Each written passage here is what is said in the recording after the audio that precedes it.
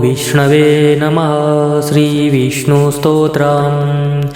नमो नमस्ते गोविन्द चक्रं गृह्य सुदर्शनं प्राच्यां रक्षस्व मां विष्णो त्वामहं शरणं गतः। गदां कौमुदिकं गृह्ण पद्मनाभ नमोऽस्तु ते। यां यां रक्षस्व मां विष्णो त्वामहं शरणं गतः। हलमादाय सौनन्दां नमस्ते पुरुषोत्तम। प्रतीच्यां रक्ष मां विष्णो त्वामहं शरणं गतः। मुसलं शासनं गृह्य पुण्डरीकाक्ष रक्ष माम्।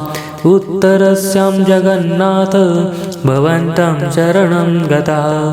खड्गमादाय चर्मार्थ अस्त्रशस्त्रादिकं हरै। नमस्ते रक्ष रक्षोघ्न ऐशान्यां शरणं गतः।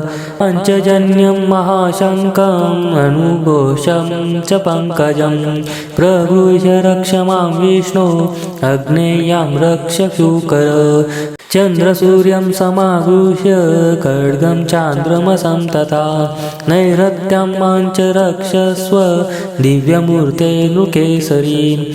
वैजयन्तीं सम्प्रगृह्य श्रीवत्सं कण्ठभूषणं। वायव्यां रक्ष मां देव हयग्रीव नमोऽस्तु ते। वैनतेयं समारुह्य त्वनन्तरिक्षे जनार्दन मां रक्ष स्वाजित सदा नमस्ते स्वपराजित।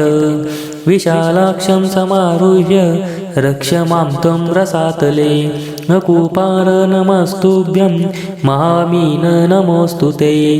करशीर्षाद्यङ्गुलीषु सत्यत्वं बहुपञ्जरं कृत्वा रक्ष मां विष्णो नमस्ते पुरुषोत्तम।